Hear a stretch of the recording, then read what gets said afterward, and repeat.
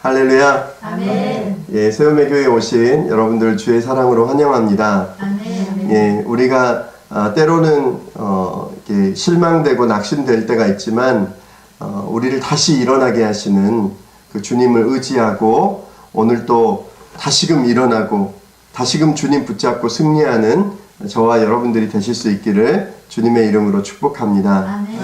아멘. 지난 주간에는 목장 모임 때도 나눴었지만 참 많은 일들이 있었습니다. 월요일, 화요일 날 저희 그 설악산으로 저희 그 노회에서 교육자 수련회를 다녀왔었고, 또 수요일 날은 여러분이 앉아 계신 그 의자를 일산에서 이렇게 또 그 받아오기도 했고요. 목요일 날은 또 행복한 목회를 꿈꾸는 또 행복회에 또 인천까지 모임을 또 가서 참석하고 오기도 했습니다. 그리고 또 이제 금요일 날은 또 이제 목장 모임 등등 여러 가지 일들이 있었습니다. 저희 그 동기 목사님께서 그 저희하고 이렇게 비슷하게 한 5, 6년 가량을 이렇게 이제 개척교회를 하셨더라고요. 그랬는데 중국으로 이렇게 선교를 나가시기로 이렇게 결정을 하시고 이제 교회 집기들을 저희한테 이제 좀 이렇게 헌물을 해주신 거예요. 그래서 감사했어요. 너무 감사하고 이거를 어디에다 팔면 그래도 얼마의 그 돈을 건지실 수 있을 텐데 그걸 팔지 않고 하나님 나라를 위해서 어딘가에 귀하게 쓰임 받는다라고 하는 그런 어떤 마음을 가지고 그냥 기꺼이 그냥 값없이 이렇게 내어주시는 참 그것이 너무나 감사하고 또 소중하다라는 그런 생각을 했습니다. 하지만 제 안에 좀 마음이 가볍지 않았어요. 왜냐하면 그 누구보다도 그분 목사님 그리고 또 사모님 그분들의 마음이 제 안에 이렇게 느껴졌기 때문입니다.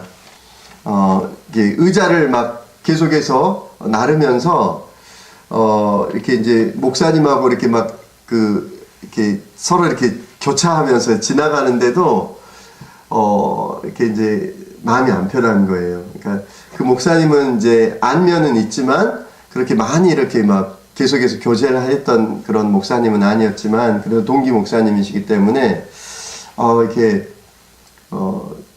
이제 참 마음이 쉽지 않았는데 동기 목사님은 괜찮다는 거예요.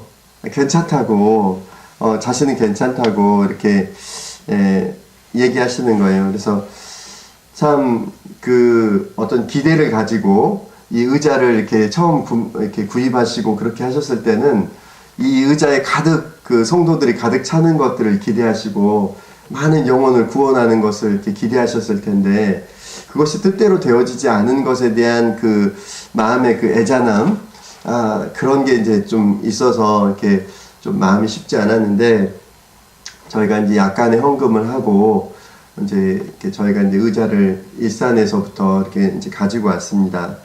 그리고 이제 방마다 의자가 가득한 거예요. 그래서 이제 저희가 사용하던 의자를 다른 이제 개척교회 하는 그 목사님께 이렇게 이제 흘려보냈는데, 그 목사님이 이제 금요일 날 목장 모임 하기 전에 이제 오셨어요. 그래서 막 다 또 실어드리고, 이번 주는 막 육체 노동을 많이 했는데, 아마 이렇게 알통이 되지 않았을까. 근데 이제 그분이 이제 싣고 이렇게 가시기 전에 그런 말씀을 하시더라고요. 이제 저희 부부에게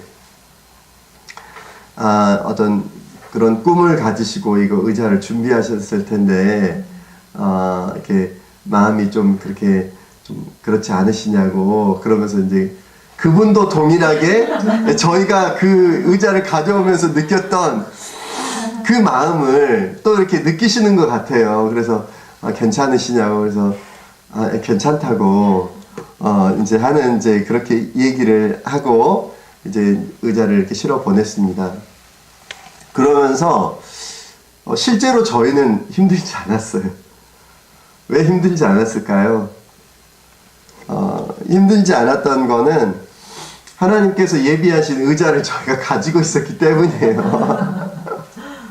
아마 그것이 이렇게 없었다라면 참 마음이 이렇게 쉽지 않았을 텐데, 그 하나님의 예비하심을 저희는 이렇게 경험하고 있었기 때문에 그것에 대한 어떤 마음의 부담감이 덜 했습니다.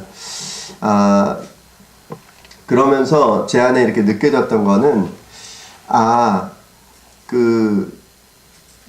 우리가 이렇게 우리 앞에 이런 살아가면서 소중한 거를 떠나 보내야 하는 그런 순간이나 시간도 우리 앞에 있을 수 있지만, 우리가 그때에도 절망하거나 낙심하지 않고 그것을 능히 이길 수 있는 것이 있다라면, 아마도 우리가 주님을 우리 안에 중심 가운데 소유하고 있기 때문이 아닌가라는 생각을 해보게 됐습니다.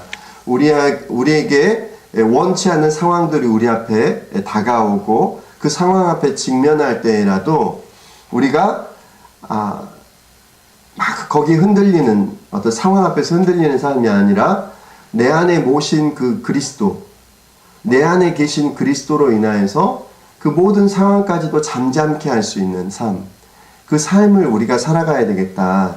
시편 23편 1절에 있는 것처럼 여호와는 나의 목자시니 내가 부족함이 없으리로다. 그 나를 푸른 초장에 누이시고 쉴만한 물가로 인도하시는 그분, 나의 필요를 채우시고 공급하시고 나와 동행하시는 그분을 믿고 신뢰하는 그 하나님의 백성은 우리 앞에 그 변화되는 그 상황과 환경 가운데서도 능히 그 상황을 이길 수 있는 힘을 공급받게 된다라는 것을 다시 한번 생각해 보게 됩니다. 바라고 소망하는 것은 여러분의 삶 속에도 동일하게 이 은혜가 우리 안에 그 주님을 소유하기 때문에 우리 주변의 환경에서 어떤 변화들이 나타나고 때로는 어떤 기쁨과 실망이 이런 교차되어지는 그 순간에라도 그때라도 능히 주님을 의지하고 승리하는 저와 여러분들이 되실 수 있기를 주님의 이름으로 축복합니다. 아멘. 오늘 말씀의 주제를 이렇게 잡았습니다. 인생의 목적은 내 뜻 아닌 주 뜻 이루는 것입니다 라고 했습니다. 한번 같이 한번 해보겠습니다. 시작. 인생의 목적은 내 뜻 아닌 주 뜻 이루는 것입니다. 예.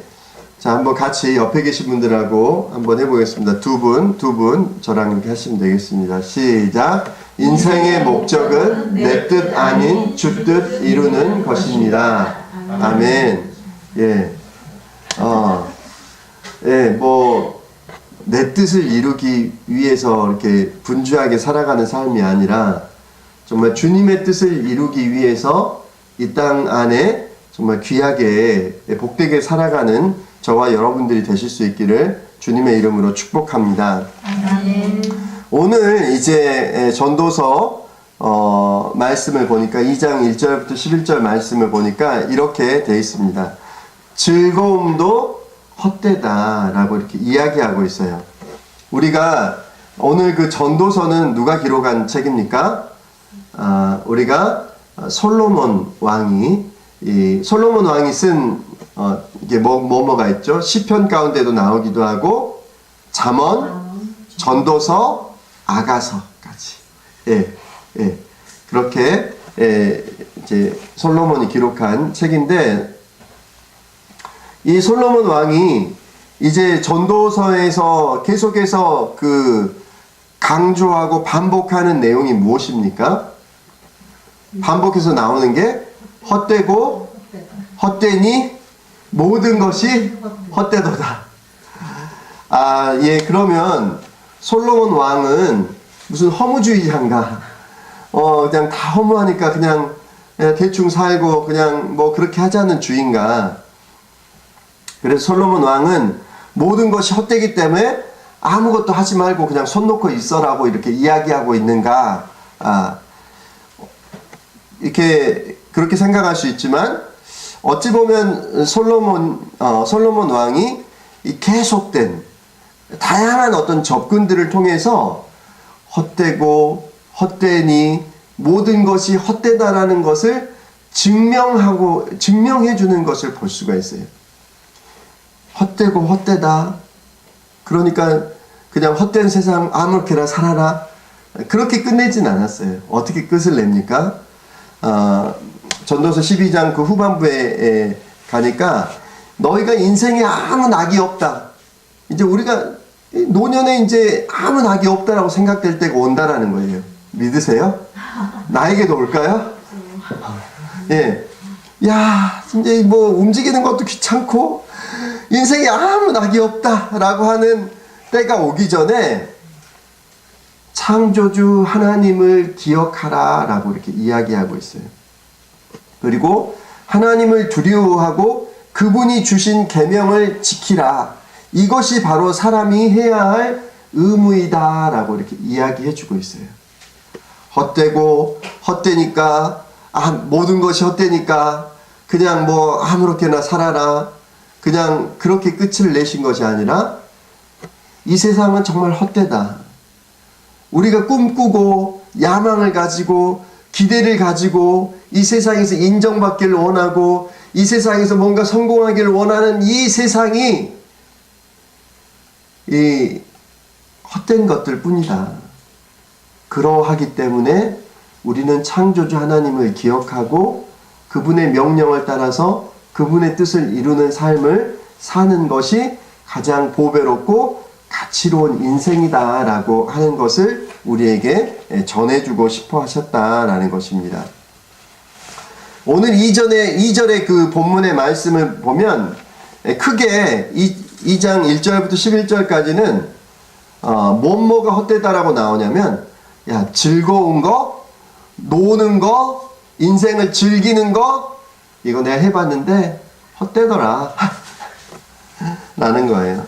또 하나 그 뒷부분에 보니까 내가 그 4절에 보니까 나는 여러 가지 큰 일을 성취했다. 그 개역 성경에는 뭐라고 했냐면 나는 사업도 크게 해봤다. 어떤 사업이요? 궁전도 지어봤고 하나님 성전도 지어봤고 어떤 다 누려봤다. 후궁이 700명 첩이 300명 야, 나 다 누려봤다. 나 정원 너희 텃밭 가꾸냐? 나 그냥 그 메마른 땅에 저수지 파가지고 정원 만들고 엄청난 공사도 해봤다. 근데 헛되더라. 그런 얘기. 남녀 종들도 거느려보고 그래서 나 즐거움도 다 누려봤고 나 성공도 크게 한번 해봤다. 그래서 예루살렘에서 살던 어느 누구보다도 더 많은 소유를 가지고 있어봤다. 그 많은 왕들 중에 내가 최고의 소유를 가져봤다. 나 그리고 예루살렘에서 일찍이 살았던 사람 중에 가장 큰 세력도 거느려봤다. 그랬는데 원하는 것을 다 얻고 누리고 싶은 낙을 다 누려봤는데 내 손으로 성취한 모든 일과 이루려고 애쓴 나의 수고를 돌이켜봤더니 참으로 세상의 모든 것이 헛되고 바람을 잡으려고 하는 것. 바람 좀 잡아보세요. 바람을 잡으려는 것 같고 아무런 보람도 없는 것이었다. 그럼 우리는 다 소용없으니까 그냥 손 놓고 있어야겠네요. 아니라는 거죠. 오늘 말씀의 주제가 뭐라고요? 인생의 목적은 내 뜻 아닌 주 뜻 이루는 것입니다. 솔로몬 왕은 인생의 낙을 다 누려봤대요. 이렇게 누려봤을까요? 지혜도 넘쳐났지. 정말 큰 일들도 해봤지. 많은 여인도 이렇게 자기가 거느리고 또 노비도 거느리고 소와 양과 그런 거 다 누려봤대요. 근데 또 누구와 비교할 수 없을 만큼의 최고의 성공도 거둬봤대요. 나도 좀 성공을 해가지고 뭐 기업체 하나 나도 CEO 한번 돼봤으면 좋겠다. 뭐 그런 생각도 가질 수 있고, 좀 물질에 대해서 막 걱정하거나 뭐 염려하지 않을 정도로 좀 뭐 성공을 이뤄봤으면 좋겠다. 뭐 그런 생각을 우리 가질 수 있잖아요. 근데 이제 그렇게 다 낙도 누려보고 성공도 해봤는데 결국은 헛되고 헛되며 바람을 잡으려고 하는 것과 같다라고 이렇게 얘기를 했습니다.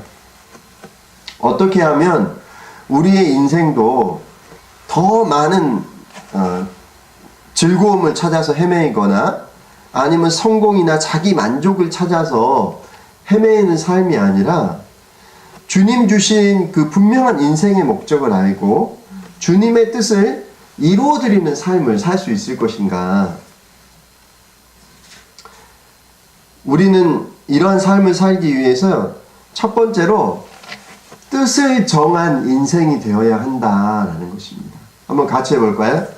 뜻을 정한 인생이 됩시다. 시작! 뜻을 정한 인생이 됩시다. 우리 옆에 계신 분들하고 다 하겠습니다. 시작!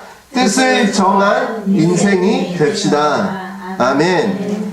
뜻을 정한 인생이라는 것은 어떤 인생을 가리킬까요?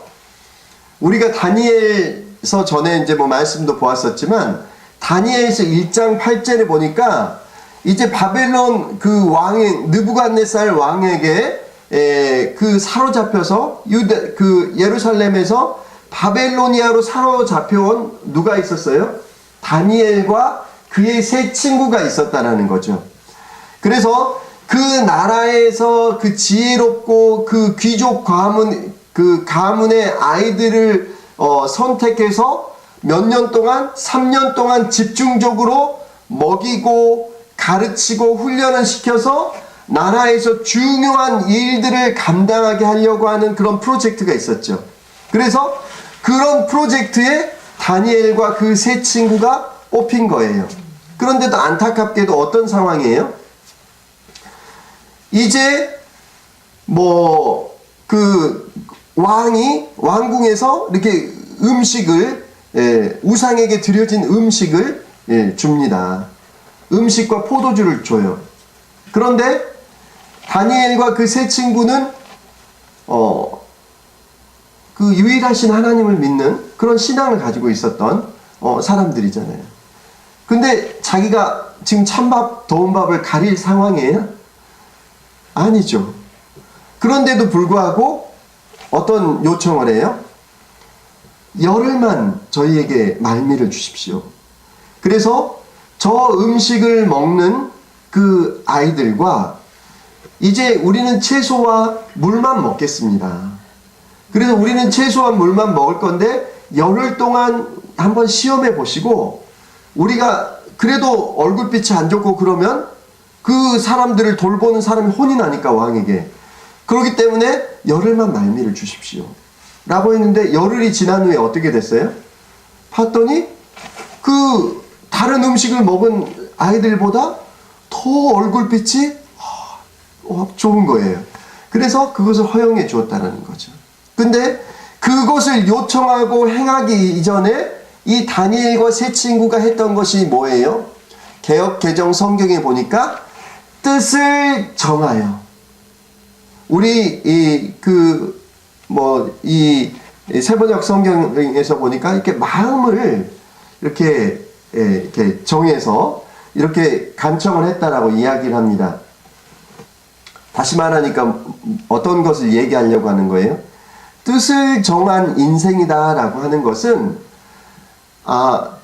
그 상황이 이러이러하니까 상황을 따라가는 인생, 상황을 따라가는 신앙이 아니라는 거예요. 다시 말하면 뭐예요? 내가 신앙이 우선되고 하나님이 우선되고 하나님이 원하시는 그 하나님의 나라와 하나님의 그 가치가 우선되기 때문에 그것을 먼저 구하고 그 이후의 것들을 구한다는 거죠. 근데 그게 바로 뜻을 정한 인생이다라고 이렇게 이야기할 수 있다라는 거죠. 먼저 신앙을 지키기 위해서 어떻게 했다라는 거예요? 하나님, 제가 신앙을 지킬 수 있도록 하나님 도와주세요 라고 우상에게 드려진 음식을 제가 먹지 않을 수 있도록 하나님 도와주세요 기도하고 뜻을 정해서 나아가니까 어떻게 주셨다라는 거예요?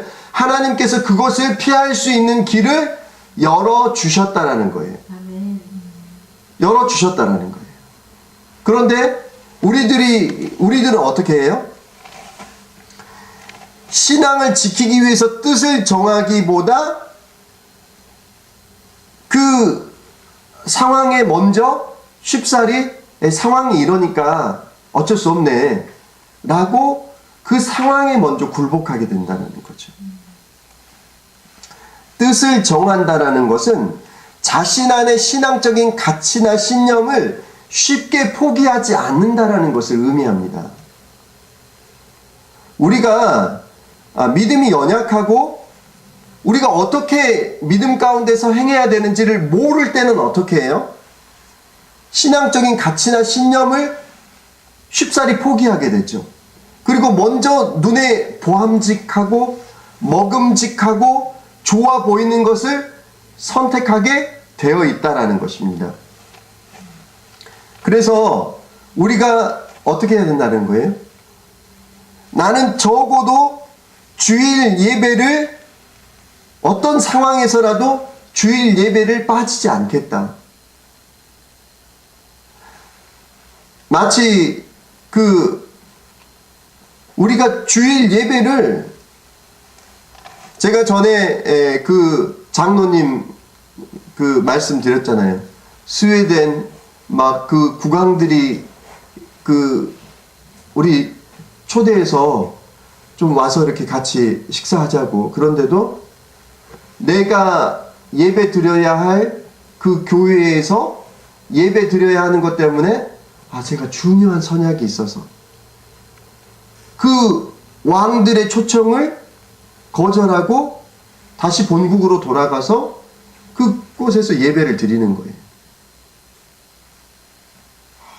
그 중요한 비즈니스가 있는데 그거 먼저 왕들 먼저 만나시지. 그렇게 얘기할 수 있죠. 하지만 그분 안에 그것보다 더 소중한 가치가 그 하나님을 예배하는 것이다라고 하는 마음이 자리하고 있는 거죠. 나는 절대 주일 예배를 나의 목숨처럼 지키겠다. 왜요? 왜 우리가 주일 예배를 지켜야 돼요? 우리가 전에 말씀드린 것처럼 우리가 주일 예배를 지키는 것이 아니라 주일 예배가 우리를 지켜주기 때문이에요. 주일 예배가 우리의 신앙을 지켜주기 때문이에요. 주일 예배가 우리를 보호해주기 때문이다라는 거예요. 우리가 뭐 주님 위해서 뭐 해드리는 거라고 생각하면 안 돼요. 왜 우리가 하나님과 맺은 언약, 하나님께서 우리에게 주신 축복을 너무나 쉽게 포기해버리는 거예요. 하나님께서 이스라엘 백성을 애굽에서부터 출애굽하시고 하나님의 백성을 삼으시기 위해서 이제 언약을 주십니다. 십계명을 주시고, 야, 나의 택한 백성, 나의 자녀, 나의 택한 백성, 너희는 이렇게 살아야 돼라고 그 율법과 그 계명과 약속을 주시는데, 죄 가운데서 살아가던 삶에서 이제 다시금 우리를 하나님의 자녀 삼으시고 그 언약을 주시고 함께 교제할 수 있는 특권을 주셨는데 그 특권을 어떻게 해요? 그냥 뭐 중요하지 않은 것처럼 이렇게 내팽개쳐 버리는 거예요.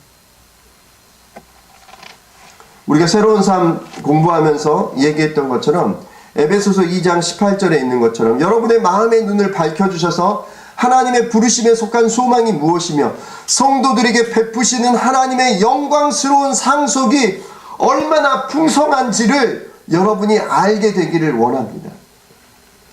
우리 하나님께서 누구 때문에 속상해 하신다고요? 안 믿는 사람 때문에? 일부 있을 수 있어요. 하지만 누구 때문에 더 속상해 하세요? 믿는 사람들이 제대로 믿지 않기 때문에. 성도에게 베푸시는 하나님의 그 영광스러운 그 상속을, 그 기업을, 그 그 풍성함을 모르는 거예요.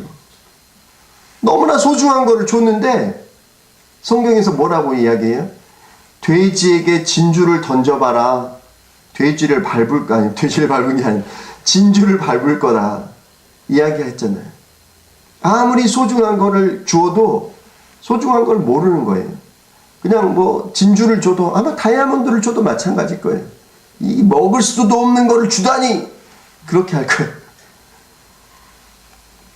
주님께서 우리에게 주신 그 기업, 그 상속, 그 영광의 풍성함은 무엇을 또 이야기합니까? 우리에게 대위임령을 허락해 주셨잖아요. The Great Commission 뭐예요? 마태복음 28장 19절에서 28절까지 너희는 가서 모든 족속으로 제자를 삼아 아버지와 아들과 성령의 이름으로 세례를 주고 내가 너희에게 분부한 모든 것을 가르쳐 지키게 하라. 볼지어다 내가 세상 끝날까지 너희와 항상 함께 있으리라. 뭐예요?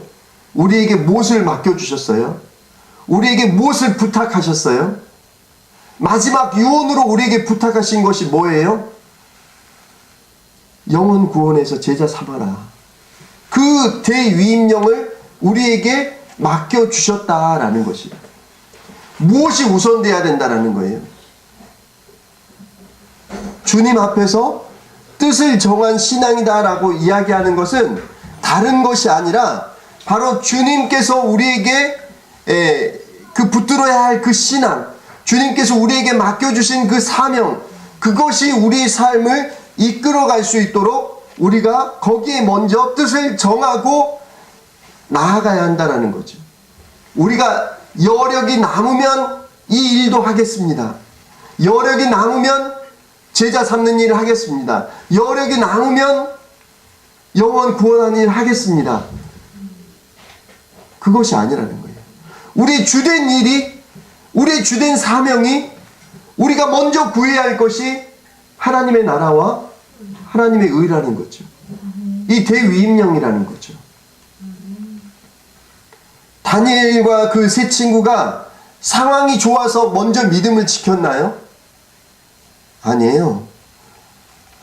이들이 먼저 하나님께 신앙의 가치를 두었기 때문에 이들이 그 뜻을 정했기 때문에 믿음을 지킬 수 있었다라고 하는 사실을 여러분 기억하시고 뜻을 정한 신앙으로 나아가시는 여러분들이 되실 수 있기를 주님의 이름으로 축복합니다. 두 번째 우리가 기억해야 하는 것은 무엇입니까? 정함 없는 인생이 되지 마십시오. 예, 정함 없는 인생이다라는 거. 예, 정함 없는 인생이 뭘까요?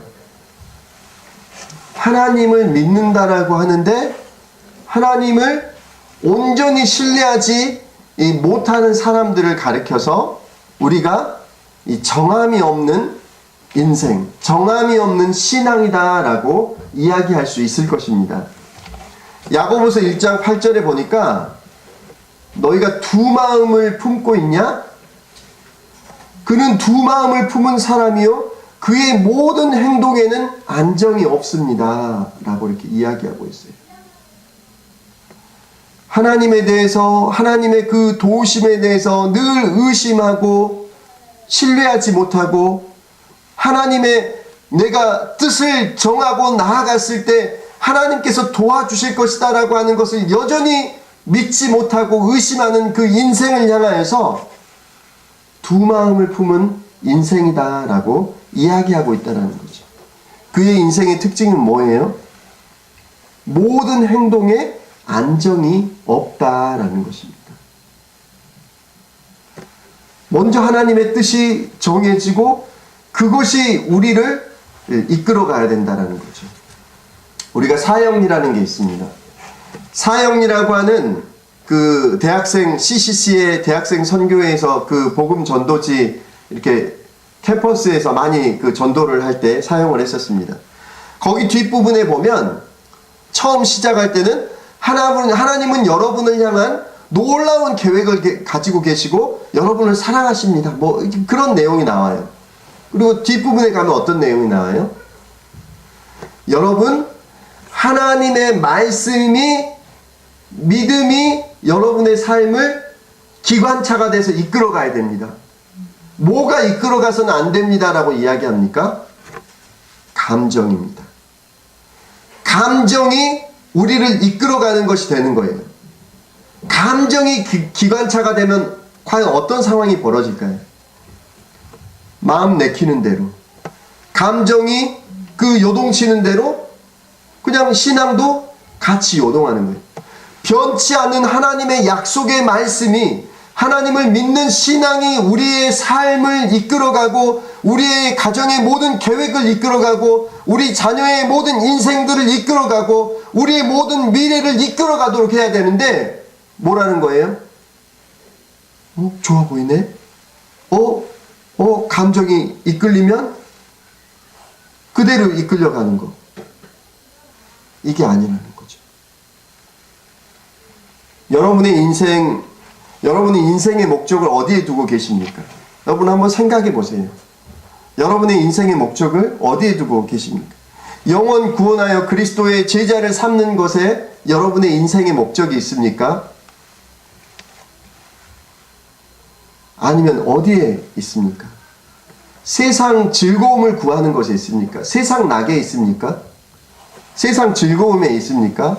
그러면 믿는 사람들은 세상의 즐거움을 구하지도 말라는 겁니까? 그건 아니죠. 하지만 세상 낙을 구하는 것, 즐거움을, 오락을, 노는 것을 구하는 것이 무엇보다 우선되어져서는 안 된다? 하나님보다 우선순위에 놓아져서는 안 된다라는 거죠.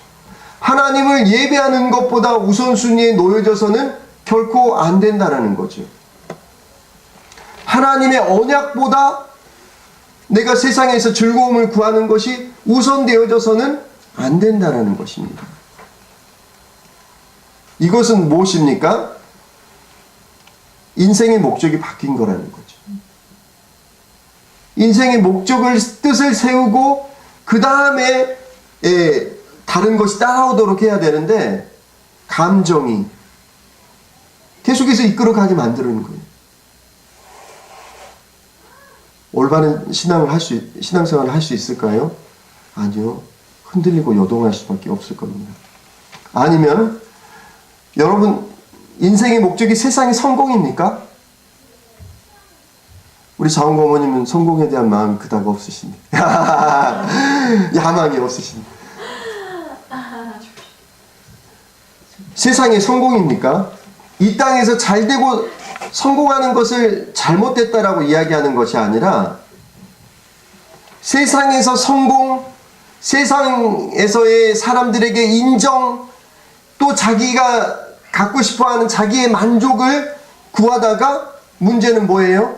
자기 주님께서 우리에게 주신 사명, 주님께서 우리에게 주신 유업 완전히 잊어버리는 거예요. 그건 잊어버리는 거예요. 그리고 그냥 성공만 쫓아서 이거 하나만 더 놓고 그러면 되겠다라는 그런 생각을 가지고 하는 거죠. 제가 밴드에다가도 이렇게 올려드렸지만 저와 이렇게 나이가 같은 그런 동기 목사님이 밴드에 이제 페이스북에 이런 글을 쓰셨더라고요.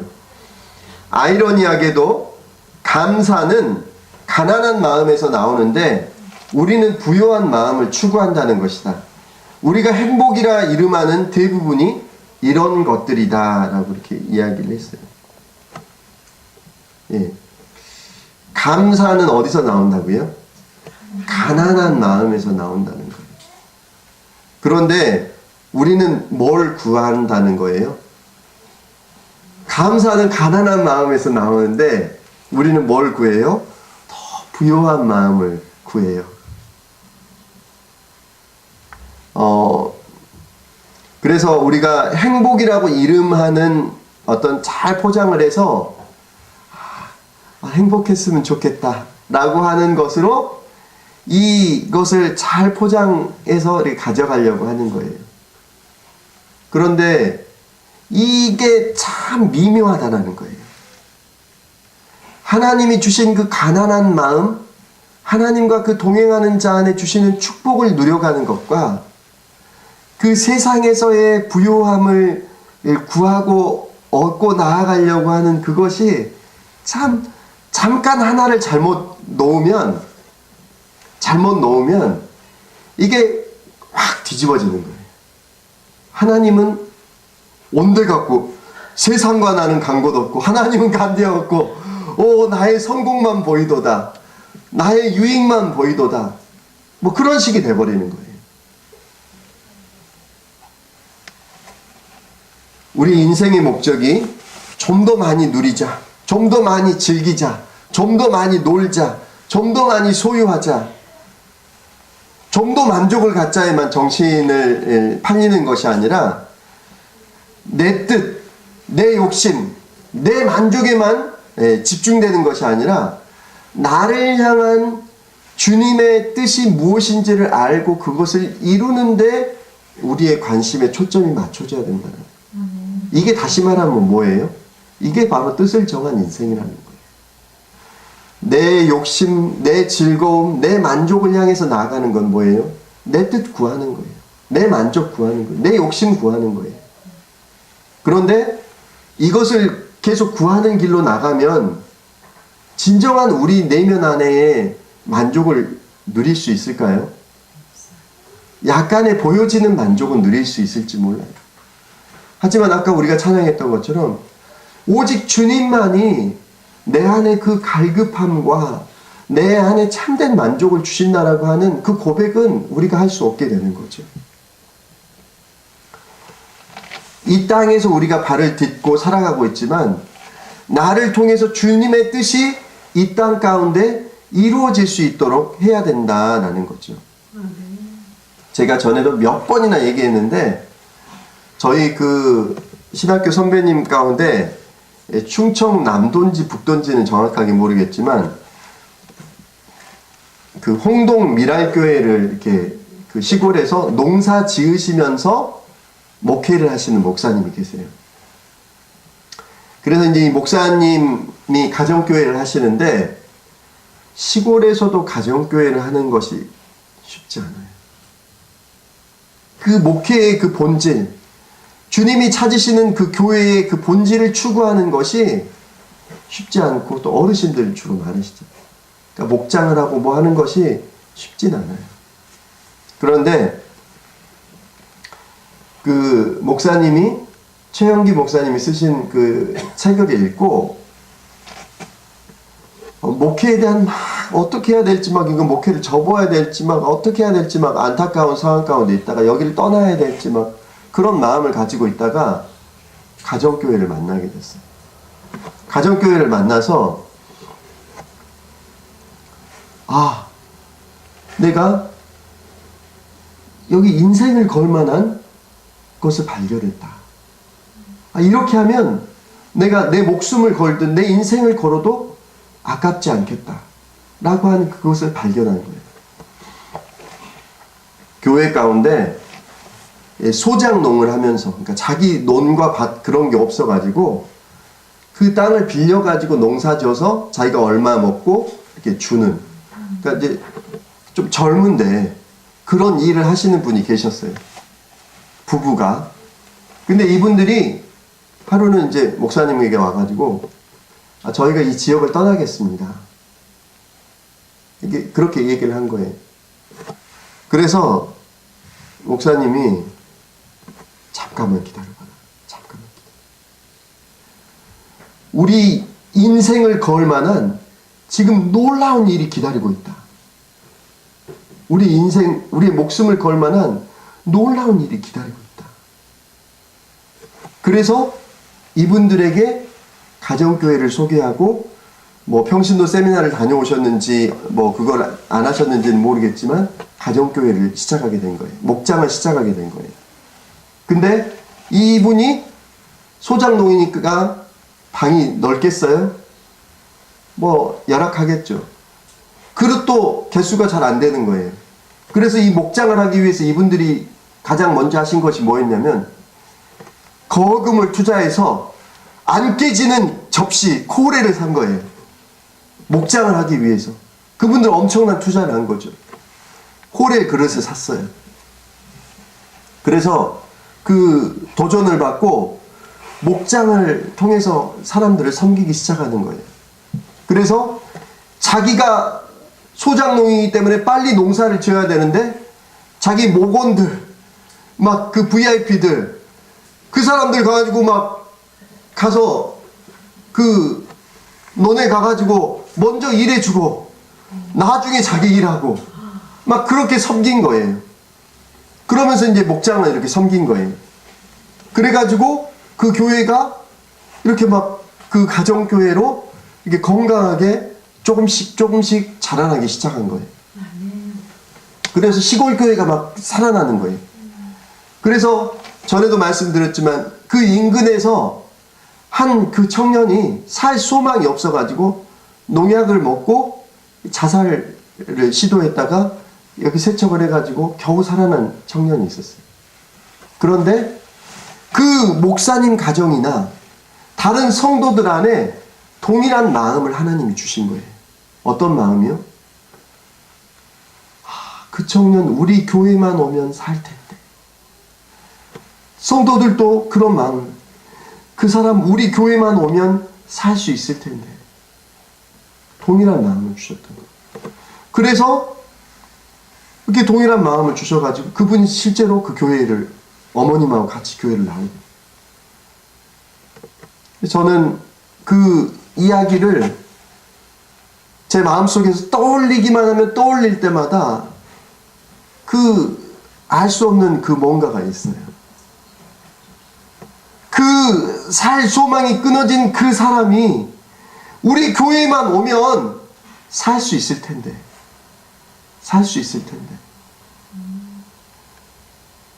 이런 교회가 되기 위해서 어떻게 해야 된다는 거예요? 우리도 소망을 가져야 되고, 우리 교회가 정말 소망을 잃어버린 그 영혼이 우리 교회를 오면 살 수 있는 교회다라고 하는 그런 확신을 우리가 가져야 되고, 우리도 그들이 왔을 때 그들을 사랑으로 그들을 살려줄 수 있는 그런 하나님의 도구로 쓰임받을 수 있도록 우리 자신을 드리는 일도 동시에 있어야 한다는 거예요. 우리 교회만 오면 살 수 있을 텐데. 그런데 우리의 주변에는 동일하게 삶의 소망이 끊어진 그 영혼들이 방황하고 배회하고 있다는 겁니다. 그런데 우리가 먼저 손해보고 먼저 희생하고 그 영혼들을 돌아보고 그들을 위해서 수고해주고 섬겨주는 것을 통해서 다른 사람들이 그 교회에 나갔다가 내가 살게 됐다라고 하는 고백을 할 수 있어야 돼요. 그냥 교회는 건물이 아니에요. 우리 교회를 통해서 살 수 있게 되었다라고 하는 그 고백을 우리는 들을 수 있어야 되고, 주님이 주신 그 사명에 우리의 뜻을 정해서 우리는 나갈 수 있어야 된다는 거예요. 잠시 주일 예배 드리고 내가 할 일을 다 했다라고 하는 것이 아니라 어떻게 하면 살 수 있을 텐데